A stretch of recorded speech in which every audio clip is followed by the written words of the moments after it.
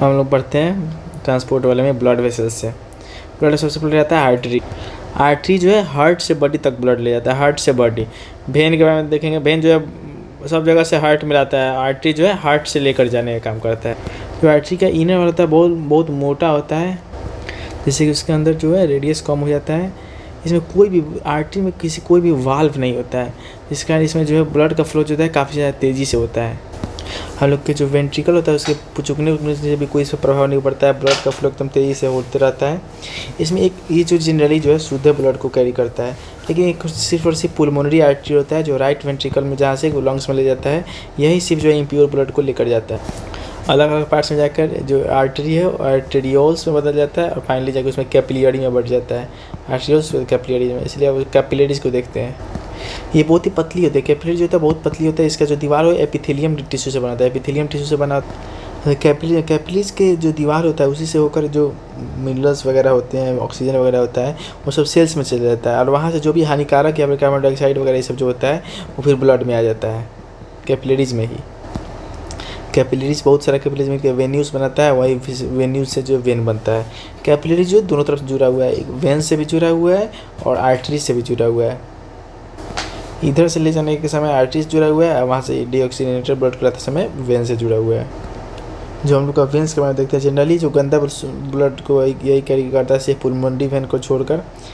इसका जो दीवार होता है काफ़ी पतला होता है, इसके कारण इसका रेडियस भी काफ़ी पतला होता है। इसके कारण क्या होता है कि इसमें प्रेशर भी जो आर्टरी से जो है कम होता है।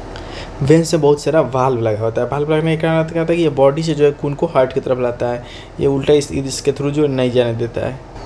पुलमोनरी वेन के बारे में देखे थे, वो जो है लेफ्ट ऑरिकल में आता है, वहाँ पे शुद्ध ब्लड को ले करके। कोरोनरी वेसल क्या है, ये जो है मतलब हार्ट तक पहुँचाने का काम करता है। ये मतलब हार्ट के चैम्बर के अंदर ही ये मेनली काम करता है, उसके बाहर कोरोनरी वेसल का कोई काम नहीं है। ये जो है हम लोग इसमें होता है, इसमें लेफ्ट वेंट्रिकल से जो ऑर्टा होता है, तो इसमें लेफ्ट वेंट्रिकल से इसमें से कोरोनरी वेसल होता है और फाइनली जाके खुल जाता है लेफ्ट एट्रियम में, यानी कि जो इम्प्योर वाला यहाँ पे आता है उसमें जाके खुल जाता है। तो ये हम लोग का काम होता है कोरोनरी वेसल का। मेनली हम लोग हार्ट के जो मसल होता है, जो एट्रियम वेंट्रिकल है, उसमें शुद्ध ब्लड को लाना और अशुद्ध ब्लड को अपने जहाँ तक जाना है वहाँ तक पहुँचा देना, ये दोनों काम जो है कोरोनरी वेसल के तरह ही होता है। लेकिन सिर्फ उतना ही हार्ट है, उतना मेरे हार्ट के बाहर इसका कोई काम नहीं है। तो पोर्टल सिस्टम जो है वो बहुत सारा वेन सिस्टम का हिस्सा है, लेकिन उसका हार्ट से पोर्टल सिस्टम का हार्ट से कोई लेना है। जनरली जो हम लोग के एलिमेंट्री के आहार नली है, उसमें बहुत सारा नसों को मिलाकर ये पोर्टल वेसल बनता है। ये जो है डायरेक्ट ब्लड को हार्ट में नहीं आ जाता है, पहले कहाँ लेकर चला जाता है, उसको ले जाकर लीवर में पहुँचा देता है। पहले खून को लीवर में लेके जाएगा और लीवर के बाद जो है हार्ट में जाने देता है। ये काम हो गया पोर्टल वेसल का।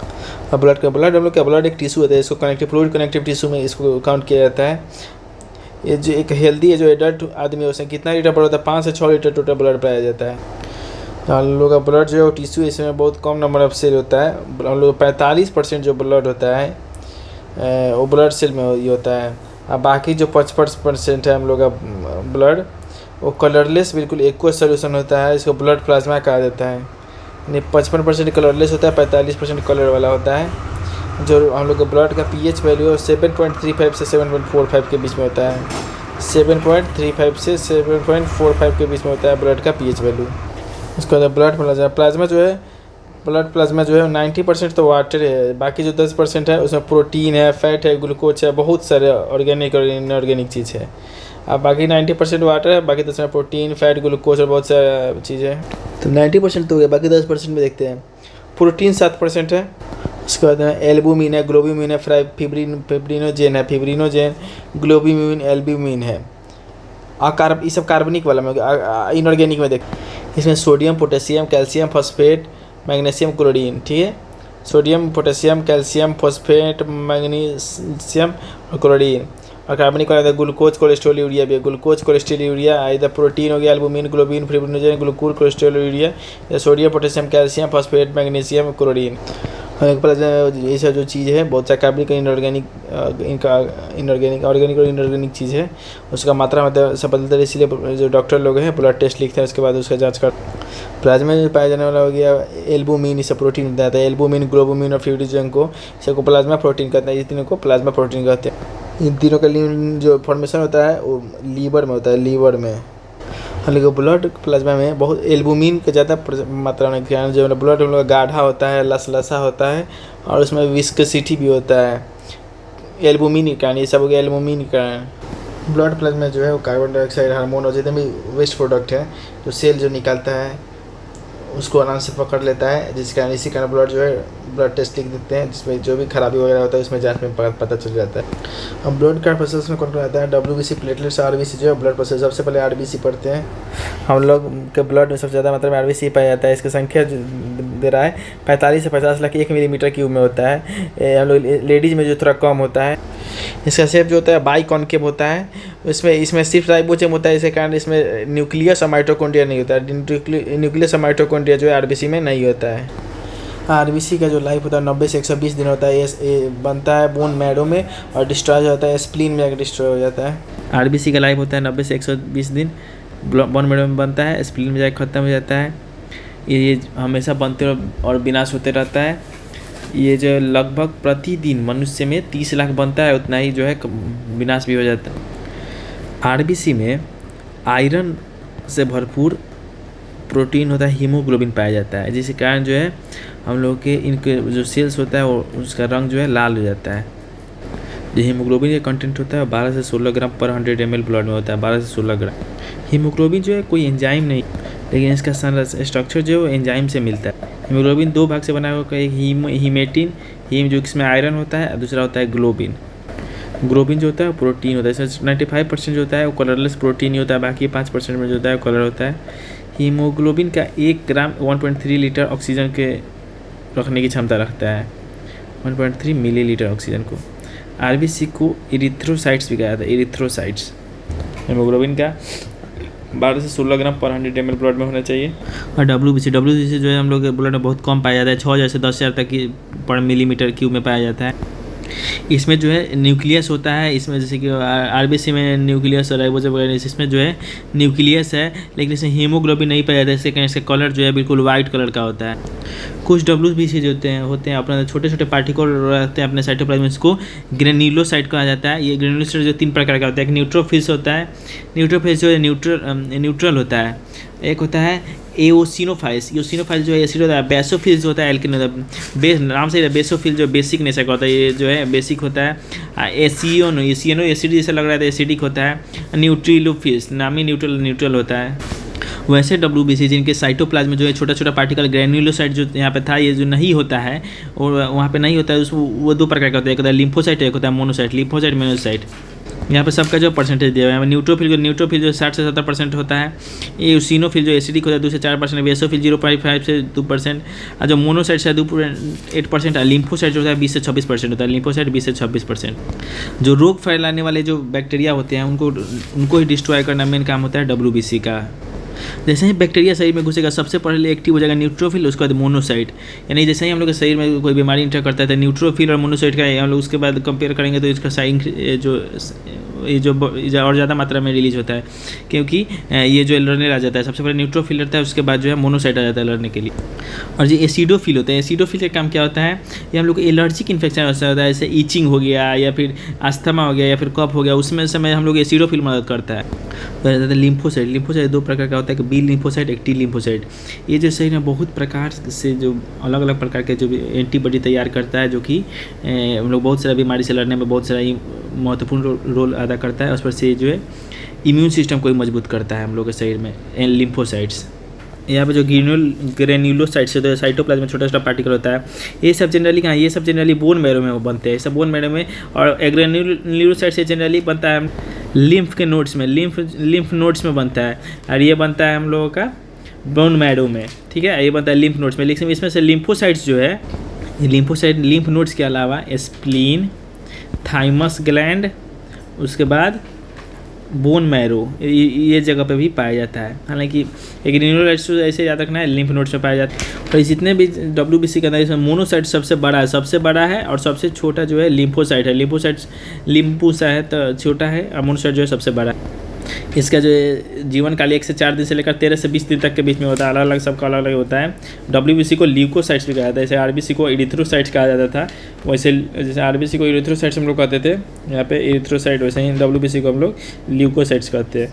मतलब प्लेटलेट्स का जो नंबर होता है 1.5 से 3 लाख होता है पर मिलीमीटर क्यूब में। RBC का 40 से 45 लाख था, उसका 6 से 10 हज़ार था। WBC का 1.5 से 3 लाख है। इससे प्लेटलेट्स जो सिर्फ और सिर्फ मैमल्स में ही पाए जाते हैं। इरेगुलर शेप होता है, इसमें भी न्यूक्लियस नहीं होता है। इसके सेल का मेनली जो काम होता है ब्लड क्लॉटिंग करना, मतलब जैसे ही खून और बहता है वो खून को जमाने का काम करता है, ऐसे ही शरीर में कट शट पड़ता है, प्लेटलेट जो इकट्ठा हो जाता है और ब्लड को वहाँ पे बहने से जो बंद करता है। प्लेटलेट्स को हम लोग थ्रोम्बोसाइट्स भी कहते हैं। प्लेटलेट्स को थ्रोम्बोसाइट्स, WBC को ल्यूकोसाइट्स और RBC को एरिथ्रोसाइट्स। उसके बाद हम लोग का ब्लड करेंगे, उससे पहले क्वेश्चन को देख। क्वेश्चन है कि ब्लड और लिम्फ जो है वो किस प्रकार का टिश्यू है, तो फ्लूइड कनेक्टिव टिश्यू है। मतलब हम लोग के ह्यूमन बॉडी में जो हम लोग का ब्लड होता है, हम लोग के वजन का जो है कितना होता है, तो 7% होता है। वजन का 7% होता है। एक एडल्ट ह्यूमन में लगभग कितना जो है ब्लड पाया जाता है, तो 5 से 6 लीटर ब्लड पाया जाता है। पूरे वेट का 7% होता है।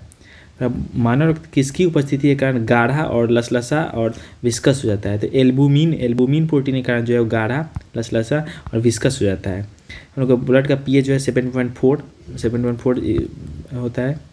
मार के 74 लाल कर देंगे तो 74 से हो जाएगा, लाल होता है ब्लड। हम लोग के ब्लड में जो ब्लड प्लाज्मा होता है ये कलरलेस होता है। ये कितने होता है, तो 55% होता है। जो ब्लड रेड वाला होता है 45% के करीब होता है। तो ब्लड प्लाज्मा में यहाँ पे क्वेश्चन है, तो ब्लड प्लाज्मा जो है, ब्लड प्लाज्मा 55% है। सीरम क्या होता है, प्लाज्मा जैसे में प्रोथम्बिन नहीं हो, जिसमें प्रोथम्बिन जो है प्रोथम्बिन नहीं होगा उसको सीरम कहेंगे। सीरम किसको कहेंगे, इसमें प्रोथम्बिन नहीं हो।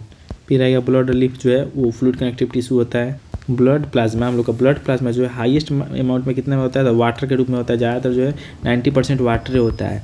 और ब्लड प्लाज्मा जो है उसका टोटल परसेंटेज जो होता है ब्लड प्लाज्मा जो 55% होता है। इसमें से 90% जो होता है वाटर ही होता है, बाकी 10% में सब होता है।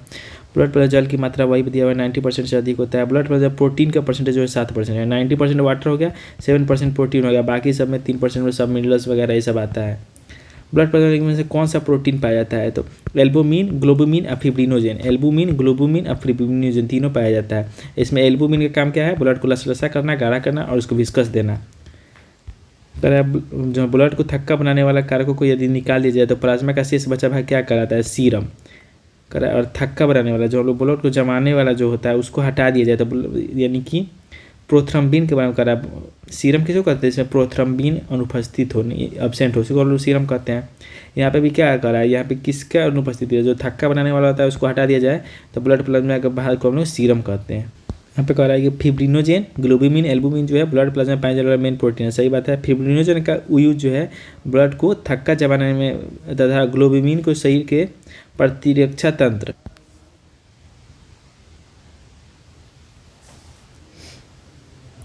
सीधे। फिब्रिनोजेन का है ब्लड क्लॉटिंग में काम, और इसका ग्लोबुलिन का काम होता है इम्यूनिटी देने में। ठीक है, ग्लोबुलिन जो है पूरे शरीर को ग्लोबली इम्यूनिटी देगा, फिब्रिनोजेन जो है ब्लड क्लॉट कराएगा। तीनों मेन प्रोटीन है। एल्बुलिन का जो यूज होता है ओस्मोटिक बैलेंस के लिए होता है, ओस्मोटिक बैलेंस के लिए होता है एल्बुमिन का यूज। ब्लड को गाढ़ा बनाता है, इसका ओस्मोटिक बैलेंस करता है। फिब्रिनोजेन जो है वो ब्लड को क्लॉट करता है, और ग्लोबुलिन जो है वो इम्यूनिटी प्रोवाइड करता है। ब्लड को क्लॉट करने वाला कौन होता है, तो फिब्रिनोजेन जो है ब्लड को क्लॉट करता है। फिब्रिनोजेन जो है ब्लड को क्लॉट करेगा। ब्लड का लगभग कितना भाग जो है ब्लड कॉर्पसल होता है, ब्लड कॉर्पसल कितना भाग होता है, तो वो जो है 40 से 45% ब्लड कॉर्पसल होता है, 55% जो होता है ब्लड प्लाज्मा होता है। तो इसमें पहला ऑप्शन है, पहले में कह रहा है RBC जो है WBC प्लेटलेट से ज़्यादा होता है, सही बात है। और उसके बाद कह रहा है RBC का लाइफ स्पैन सबसे ज़्यादा है, इसका बिल्कुल सही बात है। इसका 90 से 120 दिन होता है। जो आयरन कंटेनिंग होता है हेमोग्लोबिन के, वो सिर्फ RBC में ही पाया जाता है, ये भी सही बात है। जिसमें आयरन कंटेनिंग प्रोटीन हेमोग्लोबिन जो होता है, हेमोग्लोबिन से किस में होता है, हेमोग्लोबिन जो होता है और RBC में सिर्फ होता है। और यहाँ पे कह रहा है कि हम लोग जैसे ही ऊंचाई वाले क्षेत्र पर जाएंगे तो वहाँ पे RBC का काउंट जो है घट जाएगा। वो कहता है कि जैसे ऊंचाई वाले क्षेत्र पर जाएंगे वहाँ पे ब्लड बन जाता है, उसमें RBC घट जाता है। बिल्कुल गलत बात है। वहाँ पे RBC जो है ऊंचाई वाले क्षेत्र पर RBC जो है RBC बढ़ जाता है। तो इसमें किसमें जो है वो न्यूक्लियस नहीं होता है। तो RBC और प्लेटलेट्स में न्यूक्लियस नहीं होता है, WBC में न्यूक्लियस होता है, WBC में न्यूक्लियस होता है, RBC और प्लेटलेट्स में नहीं होता है। RBC का लाइफ जो है 90 से 120 दिन है। ऊंचाई पर जाने पर RBC जो है बढ़ जाता है ऊंचाई पर जाने में। जब हम लोग ब्लड में रेड कलर है वो हीमोग्लोबिन में आयरन होने के कारण है। ब्लड का हम लोग रेड कलर हीमोग्लोबिन में आयरन कलर, हीमोग्लोबिन जो है वो आरबीसी में होता है। हीमोग्लोबिन में क्या होता है, हीमोग्लोबिन में आयरन होता है। शरीर में हीमोग्लोबिन का काम क्या है, तो ऑक्सीजन का ट्रांसपोर्ट करना। हीमोग्लोबिन का काम है ऑक्सीजन का ट्रांसपोर्टेशन का काम जो है हीमोग्लोबिन ही करता है, ऑक्सीजन का ट्रांसपोर्टेशन का काम। आरबीसी का मेन काम क्या है, शरीर के प्रत्येक सेल तक ऑक्सीजन पहुंचाना। आरबीसी का मेन काम है, आरबीसी का मेन काम है शरीर के प्रत्येक सेल तक ऑक्सीजन पहुंचाना। ठीक है, शरीर के प्रत्येक सेल तक ऑक्सीजन पहुंचाना, और वही ऑक्सीजन पहुंचवाने का काम करता है हीमोग्लोबिन। जैसे ही कोई बाहरी पदार्थ शरीर में इंटर करेगा, डब्ल्यूबीसी जो है अपना काम प्रारंभ करता है, उसको मारपीट के भागने का काम जो है वो डब्ल्यूबीसी करता है। डब्ल्यूबीसी जो है रोग लड़ाई से लड़ने का काम करता है। डब्ल्यूबीसी प्लेटलेट्स जो है जैसे ब्लड को क्लॉट करने का काम करता है प्लेटलेट्स। हम लोग में वो डब्ल्यूबीसी में सबसे ज़्यादा हम लोग के शरीर में कौन है, सबसे ज़्यादा हम लोग शरीर में न्यूट्रोफिल्स है। न्यूट्रोफिल्स के बाद सबसे ज़्यादा जो है लिम्फोसाइट्स है, और सबसे कम जो होता है वो बेसोफिल होता है। बेसोफिल जो है 0.5% के करीब ही होता है। इसको एक बार देख लेते हैं। यहाँ पे सबसे ज़्यादा न्यूट्रोफिल्स है 60 से 70%, उसके बाद लिम्फोसाइट्स है 20 से 26%, उसके बाद मोनोसाइट एसिडोफिल का अलावा सेम है, सबसे कम है बेसोफिल, सबसे कम है बेसोफिल। कौन जो हमारे शरीर में जैसे ही हानिकारक कोई भी चीज़ आता है सबसे पहले उस पर हमला करता है न्यूट्रोफिल्स, और न्यूट्रोफिल्स के बाद हमला करता है मोनोसाइट। हमें शरीर में एंटीबॉडी बनाकर जो नष्ट करता है, एंटीबॉडी जो बनाता है वो लिम्फोसाइट का काम है। लिम्फोसाइट का काम है एंटीबॉडी बनाकर नष्ट करना। ठीक है, एंटीबॉडी बनाने का काम लिम्फोसाइट का है। एलर्जी वगैरह होता है, इसमें कॉफ ईचिंग वगैरह होता है, अस्थमा वगैरह, उसमें जो एसिडोफिल काम करता है एंटीबॉडी बना के इम्यूनिटी वगैरह बढ़ाने, लिम्फोसाइट का काम हो गया। हीमोग्लोबिन किस ब्लड सेल के कारण जो है महत्वपूर्ण घटक है, तो हीमोग्लोबिन जो आरबीसी में होता है, एक एडल्ट आदमी के लिए जो हीमोग्लोबिन का मात्रा होना चाहिए वो 12 से 16 ग्राम के बीच में होना चाहिए। 12 से 16 ग्राम, इसके बीच में 14.5 ग्राम आंसर होगा। 14.5 ग्राम जो हीमोग्लोबिन जो पर 100 ml में 14.5 ग्राम होना चाहिए। एक स्वस्थ मनुष्य के 100 ml में हीमोग्लोबिन की मात्रा है दिया हुआ है 12 से 16 ग्राम। 12 से 16 ग्राम, यहाँ पे 14.5 मारना है, एक साइड बीच में पड़ रहा है ना 14.5 ग्राम, 12 और 16 की, इसीलिए 12.5 13.5 नहीं 14.5 मारना है। यहाँ पे एक रेंज पूछे तो 12 से 16 ग्राम के बीच में। कर इसमें किसकी संख्या सबसे कम होती है, आरबीसी तो 45 से 50 लाख, ये भी 1 से 1.5 लाख होता है। अब डब्ल्यूबीसी जो है 6000 से लेके 10,000 के बीच में होता है। डब्ल्यूबीसी कौन सी किस्म हिस्टामिन, सीरोटिन और हेपेरिन का प्रोड्यूसन करता है, तो बेसोफिल्म से निकलता है हिस्टामिन, सीरोटिन और हेपेरिन। डब्ल्यूबीसी के बेसोफिल से निकलता है हिस्टामिन, सीरोटिन और हिपेरिन। प्रोथ्रोम्बिन का किससे संबंध है, तो ब्लड क्लॉटिंग से। फिब्रिनोजेन का भी किससे काम है, तो ब्लड क्लॉटिंग से। प्रोथ्रोम्बिन का भी किससे काम है, तो ब्लड क्लॉटिंग से। यानी ब्लड क्लॉटिंग को पहले पढ़ लेते हैं। शरीर में ब्लड जो क्लॉट होता है 12 को कारकों का उपयोग होता है, और उसमें से जो 6ठा नंबर वाला है उसका कोई यूज नहीं होता है। 6ठा नंबर वाले का कोई यूज नहीं होता है, और 8वां नंबर होता है उसके अभाव में हम लोग ब्लड कभी क्लॉट नहीं करें। 8 के फाट हो जाए, फाड़ देगा, ब्लड नहीं जमने देगा। और 6ठा का कोई यूज नहीं होता है, छक्का का कोई यूज नहीं होता है। जैसे ही हम लोग के शरीर से खून बहेगा, प्लेटलेट्स जो है हवा के संपर्क में, प्लेटलेट्स हवा के संपर्क में आएगा, और थ्रोम्बोप्लास्टिन जो है हिपेरिन को इनएक्टिव कर देगा। हिपेरिन क्या होता है कि ब्लड को जमने ही नहीं देता है, एंटी है ही, उल्टा है। तो प्लेटलेट्स जो है जैसे ही हवा के संपर्क में, वहाँ पे थ्रोम्बोप्लास्टिन जो है वो हिपेरिन के काम को ख़त्म कर देगा। और वही थ्रोम्बोप्लास्टिन जो है वो विटामिन के और कैल्शियम आयन से मिलकर, विटामिन के और कैल्शियम आयन की मदद लेकर जो भी इनएक्टिव प्रोथ्रोम्बिन एंजाइम थे उनको एक्टिव करके थ्रोम्बिन एंजाइम में बदल देगा। प्रोथ्रोम्बिन को थ्रोम्बिन में बदल देगा, और थ्रोम्बिन में पाया जाने वाला फिब्रिनोजेन को फिब्रिन में बदल देगा। फिब्रिन जो है वो एक प्रकार का जाल है, इसमें हम लोग का ब्लड से जो है फंस जाता है और थक्का बन जाता है, जिससे ब्लड का बहना जो है रुक जाता है। उसके कुछ देर बाद जो हम लोग का जो फिब्रिन का फाइबर जो सिकुड़ता है, तो उसमें से पीला जो उसमें से लिक्विड निकलता है उसको हम लोग सीरम कहते हैं। ब्लड को क्लॉट होने में 5 से 10 मिनट का समय लगता है, 5 से 10 मिनट। जो सलाइवा होता है, खून चूसने वाला मच्छर हो गए या फिर खटमल हो गए, इन लोग में वो एंटी क्लॉटिंग होता है, सही मतलब खून को जमने नहीं देता है, जिससे वो आसानी से चूस लेता है खून, उसमें खून जमता भी रहे। जो जोंक होता है, जोंक में हीरोडिन नाम का एक होता है, वो एंटी क्लॉटिंग केमिकल, जिससे जोंक जो आसानी से चूसता रहता है। मतलब ब्लड बैंक या फिर लेबोरेटरी में जो खून जमे नहीं, उसके लिए उसमें 0.01% सोडियम साइट्रेट या फिर सोडियम ऑक्जिलेट को 0.01% डाल दिया जाता है कि ब्लड जमेगा नहीं। ब्लड क्लॉटिंग में कौन सा विटामिन जो जरूरत है, विटामिन के जो जरूरत होता है। ह्यूमन बॉडी का, शरीर का जो टेम्परेचर होता है वो कितना 36.9 डिग्री सेल्सियस करीब होता है। वो नॉर्मल टेम्परेचर 36.9 डिग्री सेल्सियस होता है। ह्यूमन का जो ब्लड उसका काम क्या क्या है, ऑक्सीजन CO2 का जो वेस्ट होता है उसको ट्रांसपोर्ट करना, ऑक्सीजन और CO2 का जो वेस्ट के रूप में होता है उसको ट्रांसपोर्ट करता है। उसके बाद जो बॉडी का टेम्परेचर होता है उसको भी मेंटेन करता है और कोई इन्फेक्शन से ही बचाता है। इन्फेक्शन से मतलब बॉडी को टेम्परेचर को भी कंट्रोल करता है, ऑक्सीजन और कार्बन डाइऑक्साइड के जो वेस्ट होता है उसको भी ले जाता है। तीनों ब्लड का काम। मतलब ब्लड में ऑक्सीजन जो है किसके थ्रू जाता है?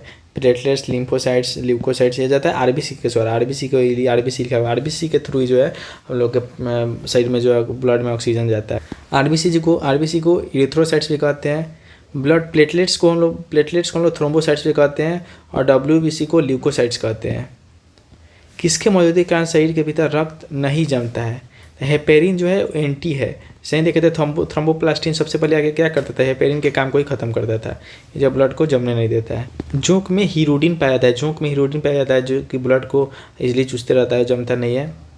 जो ब्लड कार्पसेल्स है मेनली आरबीसी सब होता है। तो जनरली सब कहाँ बनता है? जनरली ज़्यादातर तो बोन मैरो में बनता है। और डब्ल्यूबीसी का जो एक रेनू वाला होता है वो लिम्फ नोड से बनता है, लेकिन ज़्यादातर हमको यहाँ पर ब्लड कार्पसेल्स के बारे में पूछा तो बोन मैरो में ही बनता है। आरबीसी जो भी था वो भी बोन मैरो में ही बनता है। ब्लड बैंक, ह्यूमन बॉडी का जो ब्लड बैंक किसको कहा जाता है? तो स्प्लीन को कहा जाता है। स्प्लीन को जो ह्यूमन बॉडी का ब्लड बैंक स्प्लीन को कहते हैं, ये बात रखना है। स्प्लीन को जो है ब्लड बैंक कहते हैं। SPL bank, blood bank, SPLEN। RBC का निर्माण कहाँ होता है? बोन मैरो में होता है। आरबीसी का कब्रिस्तान यानी कि जहाँ मरता है उसको स्प्लीन में मरता है। सामान्य मानव का खून बहने का समय और जमने का समय क्या है? बहने में 2 से 7 मिनट और जमने में 3 से 10 मिनट। ठीक है, मैक्सिमम 5 से 10 मिनट में ब्लड जो कलेक्ट होता जाता है। तो जमने वाला 5 से 10 मिनट यहाँ पे है और बहने वाला 2 से 7 मिनट। ह्यूमन जो ब्लड होता है उसमें से कौन सा प्लेटलेट में से क्या निकलता है? जो थ्रोम्बोप्लास्टिन जो है वो आता है हवा में आते ही और हेपेरिन को खत्म करता है, ब्लड को क्लोटिंग में मदद करता है। इसी थ्रोम्बोप्लास्टिन में से ही फिर निकलता है प्रोथ्रोम्बिन को एक्टिव करके थ्रोम्बिन करता है। थ्रोम्बिन में से निकलता है फिब्रिनोजन जो जाल जैसे संरचना बनाता है, ब्लड को क्लॉट करवाता है। और जब सिकुड़ता है तो इसमें से येलोइश स्ट्रक्चर निकलता है, इसको कि सीरम कहा जाता है। फिब्रिनोजन जो किसके द्वारा फिब्रिन होता है? थ्रोम्बिन के द्वारा फिब्रिनोजन से फिब्रिन बनाता है। न्यूट्रोफिल और लिम्फोसाइट्स का उद्गम कहाँ होता है, कहाँ से निकलता है? तो बोन मैरो से। देखते हैं इसको। न्यूट्रोफिल जो आता है वो ग्रेनुलोसाइट में आता है। क्यों? क्योंकि वो साइट पर छोटा छोटा पार्टिकल होता है। न्यूट्रोसिल, एसिडोफिल और बेसोफिल, ये तीनों तो वहीं से निकलता है, बोन मैरो से ही। लेकिन लिम्फोसाइट और मोनोसाइट होता है वो जनरली निकलता है लिम्फ नोड से, लेकिन लिम्फोसाइट जो है स्प्लीन में भी और बोन मैरो में भी निकलता है।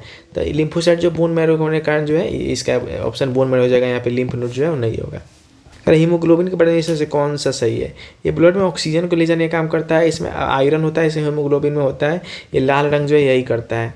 कह रोगों के प्रति प्रतिरक्षा नहीं है, डब्ल्यूबीसी का काम है रोगों से लड़ने वाला। कौन सा है जो ब्लड प्लाज्मा में नहीं होता है? तो ब्लड प्लाज्मा में देखते हैं क्या क्या होता है। Sodium, potassium, calcium, phosphate, magnesium, chlorine. यम वाला 3 हो गया, सोडियम, पोटेशियम, कैल्शियम। ठीक है, क्लोरीन हो गया, उसके बाद फॉस्फेट और मैग्नीशियम। यम वाला 4 गया, sodium, potassium, calcium, magnesium. Sodium, potassium, calcium, magnesium 4 गो यम वाला है। वो क्लोरीन है, उसको देखो फॉस्फेट है। तो यम वाला 4 गो, उसका देखो क्लोरीन है, वो फॉस्फेट। तो यम वाला 4 मैग्नीशियम, कैल्शियम, सोडियम और पोटेशियम था, कॉपर उसमें नहीं था। डब्ल्यूबीसी कितने प्रकार होता है? टोटल 5 प्रकार का है। न्यूट्रो, एसिडो, बेसो, मोनोसाइट, लिम्फोसाइट। ब्लड प्लेटलेट्स के संबंध में क्या सही है? ब्लड प्लेट्स में जो थ्रोम्बोसाइट भी कहते हैं, उसको प्लेटलेट्स को थ्रोम्बोसाइट भी कहते हैं। सही बात है। किस ब्लड सेल का डेथ जो है ब्लड सेल में ही हो, मतलब ब्लड में ही हो जाता है। तो डब्ल्यूबीसी का डेथ जो है ब्लड में ही होता है। वैसा ब्लड सेल जो ब्लड में पड़ जाए वो डब्ल्यूबीसी होगा। सब वाइट ब्लड सेल का मेन काम क्या होता है? तो उन लोग को रोगों से लड़ने का काम करता है डब्ल्यूबीसी। क्लॉटिंग ऑफ ब्लड में सहायक कौन कौन होता है? तो प्रोथ्रोम्बिन होता है, कैल्शियम और विटामिन के होता ही है।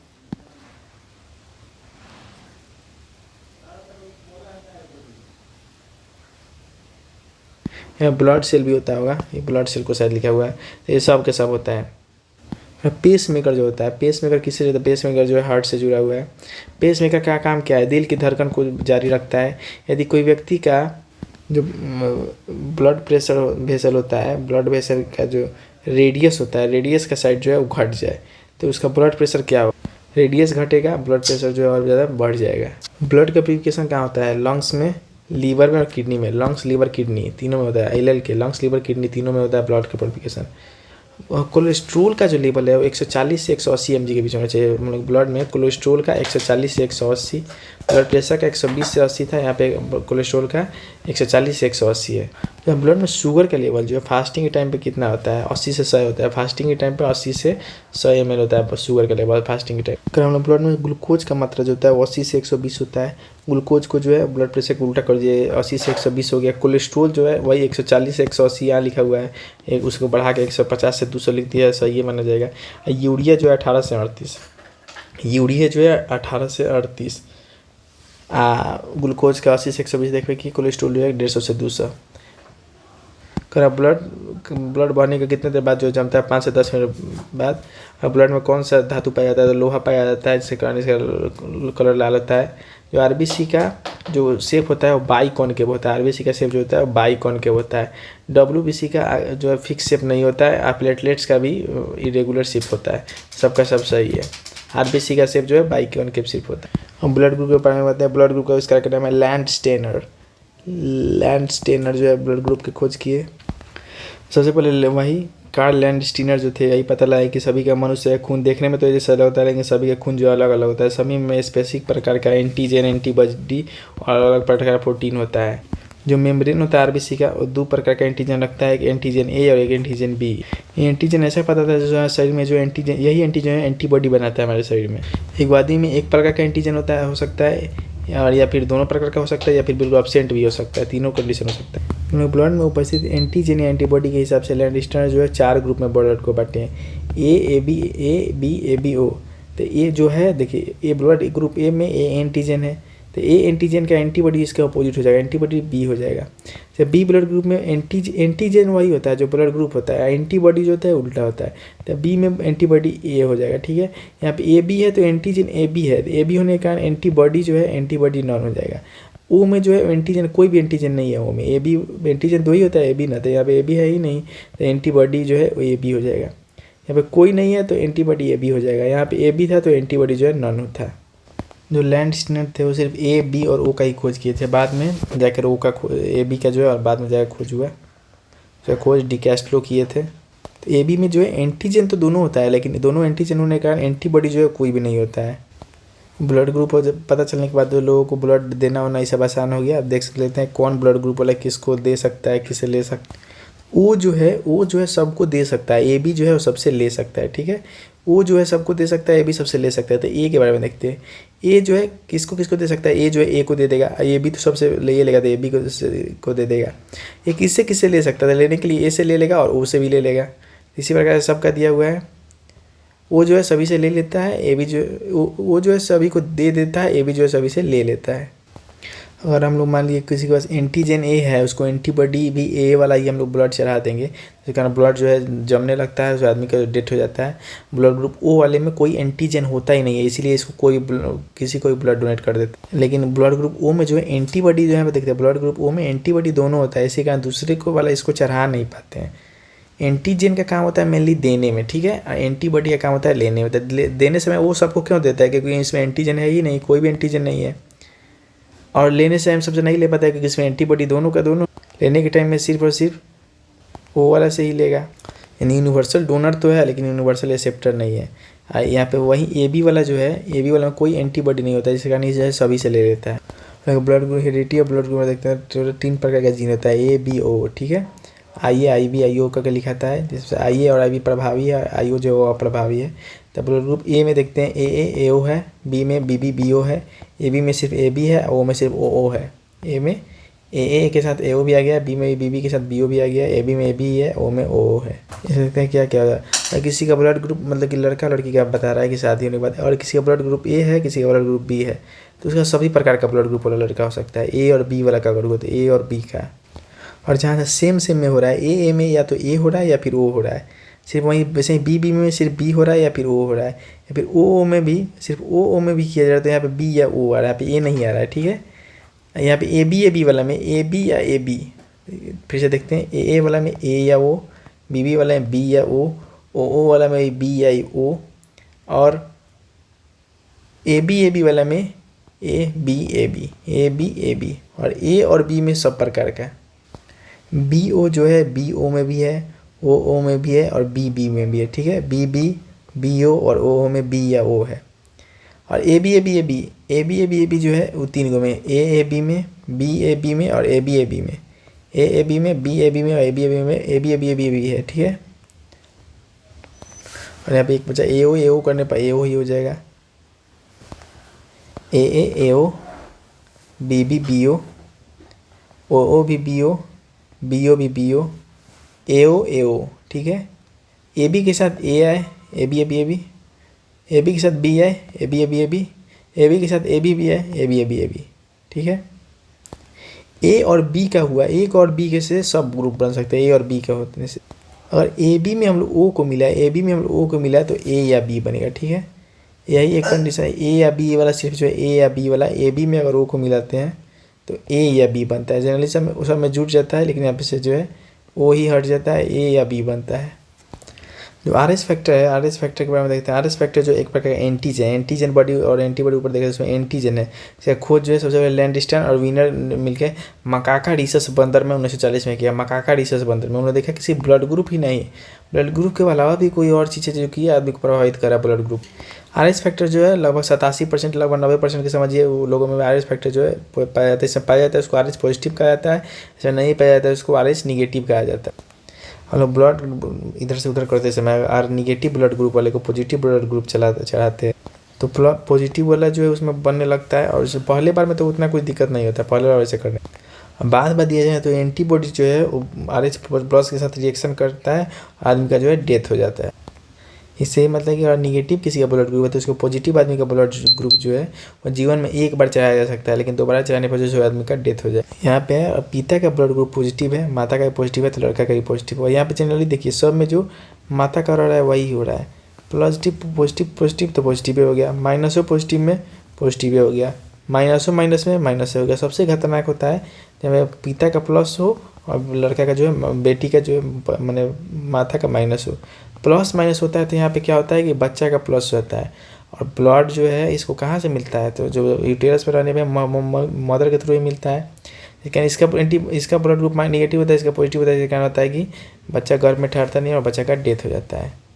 यानी कि हस्बैंड का प्लस और वाइफ का माइनस ब्लड ग्रुप वाले को शादी नहीं करना चाहिए। नेक्स्ट हम लोग erythrin blastocyst fetalis. Erythrin blastocyst fetalis जो एरिथ्रोब्लास्टिसिस है, ये बीमारी है जो कि जुड़ा हुआ है आर एस फैक्टर से। केवल और किसमें होता है, जो बच्चे का जन्म नहीं हुआ है उसमें होता है। ये जो है इसके कारण बच्चा का जो है गर्भाशय में ही डेथ हो जाता है, वही कारण है। और पॉजिटिव ग्रुप ब्लड ग्रुप वाला का निगेटिव ब्लड ग्रुप वाला के साथ शादी होता है तो उसके बच्चे का ब्लड ग्रुप पॉजिटिव हो जाता है, लेकिन माता का निगेटिव होता है, बच्चा का पॉजिटिव हो जाता है। उसके गर्भ में जो है अपोजिट होने के कारण जो है एक दूसरे का एंटीबॉडी एक दूसरे के खिलाफ हो जाता है। इसमें बच्चा जो है कमज़ोर पड़ जाता है, दोनों एक दूसरे के खिलाफ होता है। मदर जो एडल्ट होती है इसके कारण बच्चा जो है गर्भाशय में मर जाता है। हालांकि जो मदर का एंटीबॉडी होता है वो पहले बार में जब बच्चा रहता है उसमें धीरे धीरे बनता है, इसलिए पहले बार जो बच्चा होने का चांस रहता है, लेकिन वो जो होने के बाद उसमें थोड़ा बेडोल टाइप का होता है। लेकिन दूसरा बार में तो लगभग डेथ होना लगभग निश्चित ही होता है। वही और पॉजिटिव ब्लड ग्रुप और नेगेटिव ब्लड ग्रुप शादी करते हैं, उन लोगों का संतान जो है ब्लड उत्पन्न नहीं हो पाता। इसको ठीक करने के लिए इम्यूनोग्लोबिन IgG जो होता है उसको मम्मी में दिया जाता है। ये जो है बच्चे का प्लस एंटीजन होता है उसको नष्ट कर देता है और उसको बचाता है, लेकिन ये जो बहुत कॉस्टली आता है। शरीर के बहुत सारे टिश्यू और मसल के बीच में जो जगह होता है उनमें बहुत ट्यूब जैसे स्ट्रक्चर होता है और नोड्स होता है। इन ट्यूब जैसे स्ट्रक्चर और नोड्स को जो लिम्फेटिक डक्ट्स या फिर लिम्फ नोड कहा जाता है, लिम्फेटिक डक्ट्स या फिर लिम्फ नोड कहा जाता है। जब ब्लड हम लोग कैपिलरी से पास करता है तो इसके जो दीवार होता है उससे पास करके वो क्या होता है कि लिम्फेटिक डक्ट्स या फिर जो लिम्फ होता है उसमें आके जमा हो जाता है। तो लिम्फ जो है थोड़ा मात्रा में प्रोटीन, फैट, साल्ट, लिम्फोसाइट से होता है WBC के साथ। लिम्फ में WBC का मात्रा होता है। लिम्फ में छोटा मात्रा में ऑक्सीजन और ग्लूकोज भी होता है, लेकिन इसमें जो कार्बन डाइऑक्साइड काफ़ी प्रचुर मात्रा में होता है लिम्फ में।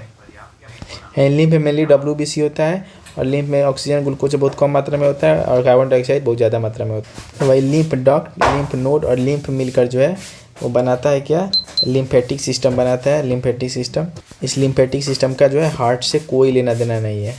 ये लिम्फ जो है हम लोग ब्लड से जो है कार्बन डाइऑक्साइड जैसे हानिकारक चीज़ को लेकर कैरी करता है और लोग को अपने गंतव्य तक पहुँचाने में मदद करता है। जो लिम्फ होता है उसको टिश्यू फ्लूइड भी कहते हैं, क्योंकि इसमें WBC पाया जाता है, WBC पाया जाता है और RBC जो नहीं पाया जाता है, इसके कारण इसका कोई कलर नहीं होता है, कलरलेस होता है। ब्लड ग्रुप का खोज कौन किए? तो कार्ल लैंडस्टेनर देख ही लिए, इसीलिए इसको नोबेल प्राइज जो है 1930 में जो है इनको नोबेल प्राइज मिला। उसके बाद AB ब्लड ग्रुप कौन, ABO ब्लड ग्रुप जो है कौन खोजे? ABO ब्लड ग्रुप ये जो लैंडस्टेनर ही खोजे। ए सिर्फ ए, अब एक ही साथ हटा के AB और O को लैंडस्टेनर खोजे, और AB को जो है डेक्स्ट्रन का कुछ नाम था वो खोजे। जो AB ब्लड ग्रुप होता है इसमें एंटीजन दोनों होता है, A और B, लेकिन एंटीबॉडी जो है जीरो कोई नहीं होता है। O ब्लड ग्रुप में एंटीजन कोई नहीं होता है, एंटीबॉडी जो है दोनों होता है, इसलिए सबको दे देता है और ये जो है सबसे ले लेता है। वही कह रहा है एंटीजन किस में नहीं होता है, एंटीजन जो O ब्लड ग्रुप में नहीं होता है, इसलिए कारण ये सबको ब्लड दे देता है।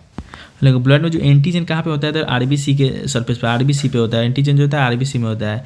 लेकिन ब्लड में एंटीबॉडी कहाँ पे होता है? एंटीबॉडी जो प्लाज्मा में होता है, एंटीबॉडी प्लाज्मा में। एंटीजन RBC में, एंटीजन जो है RBC में, बॉडी जो है प्लाज्मा में। एंटीजन एक ऐसा पदार्थ है जो एंटीबॉडी की प्रोडक्शन को बढ़ावा देता है, एंटीबॉडी की प्रोडक्शन को बढ़ावा देता है। इसमें विचार करना है कि AB ब्लड ग्रुप जो है दोनों एंटीबॉडी होता है, AB ब्लड ग्रुप में एंटीबॉडी दोनों होता है नहीं, इसमें AB ब्लड ग्रुप में एंटीजन दोनों होता है, एंटीजन दोनों होता है। O ब्लड ग्रुप में एंटीबॉडी दोनों होता है। जैसे आदमी का बॉडी में गोल गोल पेटुला हो गया तो इसमें बॉडी एंटीबॉडी दोनों पाया जाता है, AB में जो है एंटीजन दोनों पाया जाता है। एंटीबॉडी का मेन काम क्या होता है? एंटीबॉडी जो है इन्फेक्शन से लड़ता है, एंटीबॉडी जो इन्फेक्शन से लड़ता है।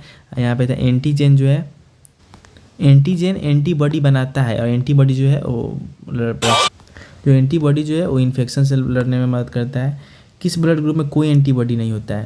तो AB में जो है कोई बॉडी नहीं होता है, ग्रुप O का खूब ने गोल गोल बॉडी है तो इसी में बॉडी होता है, दोनों एंटीबॉडी होता है। B ब्लड ग्रुप वाला किसको ब्लड ग्रुप दे सकता है? B को दे ही सकता है, AB जो है सबसे लेता है तो AB को भी दे सकता है। A ब्लड ग्रुप वाला A को दे सकता है और AB को दे सकता है। किसी का ब्लड ग्रुप O है तो ले सकता है सिर्फ और सिर्फ O से, सिर्फ और सिर्फ O से ले सकता है, सिर्फ और सिर्फ O से। किसी का ब्लड ग्रुप AB वाला जो है तो देना है तो सिर्फ और सिर्फ AB को ही दे पाएगा, क्योंकि देने वाला सबसे ले लेता है। बात देने का आ रहा है तो देने के समय टाइम में तो सिर्फ AB वाले को ही दे पाएगा। खैर किसमें दोनों एंटीबॉडी पाया जाता है? O, तो O का गोल गोल बॉडी है, थुल थुल है, दोनों बॉडी पाया जाता है इसमें। शरीर के विशालतम धमनी क्या है? सबसे बड़ा जो आर्टा है, जो लार्जेस्ट आर्टरी है हम लोग शरीर के, जो आर्टरी सबसे बड़ा आर्टरी कौन है? वो आर्टा है, जो यहाँ से क्या कहते हैं लेफ्ट वेंट्रिकल से ब्लड को लेकर शरीर में पहुँचाता है। AB ब्लड ग्रुप वाला है किसी से ले सकता है, और यूनिवर्सल डोनर जो है किसी को दे सकता है, वो कौन है? O ब्लड ग्रुप वाला है। जो O ब्लड ग्रुप वाले होते हैं उनको यूनिवर्सल डोनर क्यों कहते हैं? कि इनमें कोई भी एंटीजन नहीं होता है, A और B कोई भी एंटीजन नहीं होता है, जिसके कारण किसी को भी ब्लड चढ़ा सकता है, और सेम एंटीजन मैच होता है तभी ना वहाँ पर चांस रहता है कुछ होने का, इसी के किसी को दे। यूनिवर्सल एक्सेप्टर जो है AB को कहते हैं। AB को जो है हम लोग यूनिवर्सल एक्सेप्टर क्यों कहते हैं? कि उसके एंटीबॉडी A और B दोनों कोई नहीं होता है, एंटीबॉडी होता ही नहीं है, इसलिए किसी से भी ले लेता है। लेने टाइम एंटीबॉडी का काम होता है, देने टाइम एंटीजन का टाइम काम होता है। अब कह रहा है O को यूनिवर्सल एक्सेप्टर नहीं मानते, गलत बात है, O को यूनिवर्सल डोनर मानते हैं। O जो है इसमें कोई एंटीजन नहीं होता है, O में जो है किसी प्रकार का O में दोनों प्रकार का एंटीबॉडी होता है, एंटीजन नहीं होता है। सही बात है, R सही है, ये गलत है। यदि माता पिता में किसी भी एक का जो है ब्लड ग्रुप AB है और दूसरे का O है तो यहाँ पे O जो है हट जाता है, A या B होगा, सिर्फ A या B।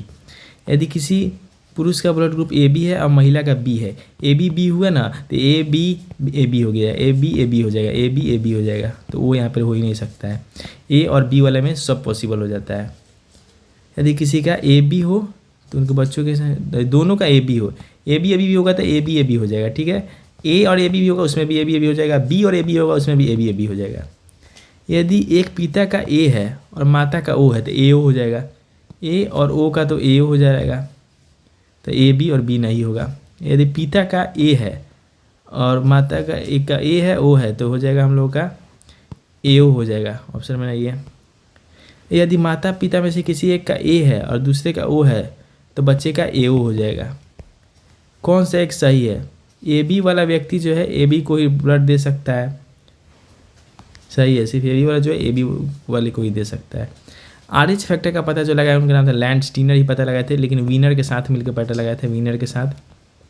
आज फैक्टर नाम किसके समय था? बंदर से है, जो बंदर का नाम था रिसेस बंदर। रिसेस मकाऊ बंदर था, उसी के नाम पारस एंटीजन का सबसे पहले पाया गया। इस निम्नलिखित में से रक्त समूह के जोड़े में किसमें रक्त का एग्लूटिनेशन हो जाएगा? तो यहाँ पे याद रखना एग्लूटिनेशन जो हो जाएगा ए और बी ब्लड ग्रुप का हो जाएगा। जो एग्लूटिनेशन होता है, एग्लूटिनेशन जो होता है ब्लड ग्रुप ए और बी का होता है। याद रखना ए और बी का एग्लूटिनेशन होता है। अगर पिता का प्लस होगा पॉजिटिव ब्लड ग्रुप और माता का RH माइनस होगा तो बच्चा का जो भ्रूण में डेथ हो जाता है। तो किसका जो जोड़ी विवाह के लिए सही नहीं था? पिता का प्लस माता का माइनस होगा तो सही नहीं होगा।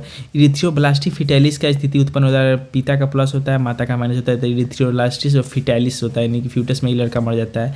सामान्य स्वस्थ व्यक्ति का शरीर का जो टेम्परेचर होता है 98.4 नहीं होता है, 98.4 नहीं होता है, 98.6 होता है। याद रखना है 98.6 होता है। मनुष्य शरीर का तापमान है ना ही जाड़ों में घटता है ना ही गर्मी में बढ़ता है। शरीर का जो टेम्परेचर है बिल्कुल वैसा ही रहता है।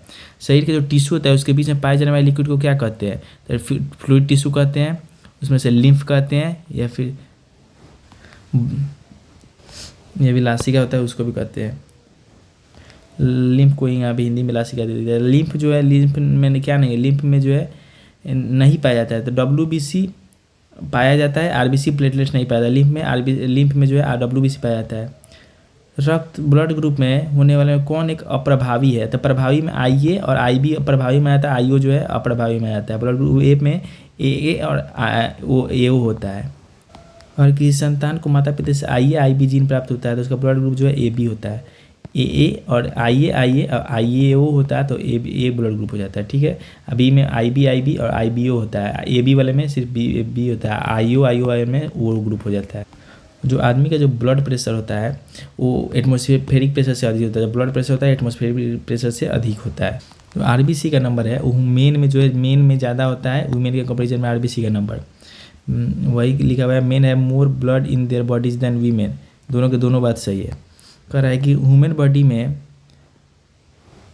जो ब्लड का अपर्याप्त सप्लाई होता है, ब्लड का जो अपर्याप्त सप्लाई होता है उसको इस्कीमिया कहा जाता है। इस्कीमिया में जो ब्लड का प्रॉपर सप्लाई नहीं होता है उसको इस्कीमिया कहा जाता है। इस्कीमिया व्यक्ति के वृद्धि हो जाने पर जो ब्लड प्रेशर जो है ब्लड प्रेशर बढ़ जाता है। जब आदमी बूढ़ा होता है तो ब्लड प्रेशर उसका बढ़ जाता है। वृद्धि मतलब बड़ा होने पर भी शायद हो सकता है, तो ब्लड प्रेशर बढ़ जाता है। जब आदमी बढ़ता है तो ब्लड प्रेशर बढ़ जाता है। सबसे बड़ा WBC में कौन है? तो मोनोसाइट। सबसे बड़ी जो है मोनोसाइट है, सबसे छोटा जो है लिम्फोसाइट है। WBC का जो रेडियस क्या होता है? ये तो क्वेश्चन आ गया। 0.007 mm। WBC का हो जाएगा 0.007 mm। 0.007 mm। WBC एगो W को 0 कीजिए, B को भी 0 कीजिए, C को 7 कर दीजिए, 007। RBC का जो होता है वो 7 mm होता है। ठीक है। RBC का सिर्फ 7, RBC का सिर्फ 7 और WBC का 007। RBC का सिर्फ 7 और WBC का 007। ये विचार करना है। ह्यूमन बॉडी में शुद्ध तथा अशुद्ध एक साथ बहता है, ये गलत बात है। मानव शरीर में शुद्ध तथा अशुद्ध जो अलग अलग बहता है। एक वेन में अशुद्ध बहता है, आर्टरी में शुद्ध बहता है।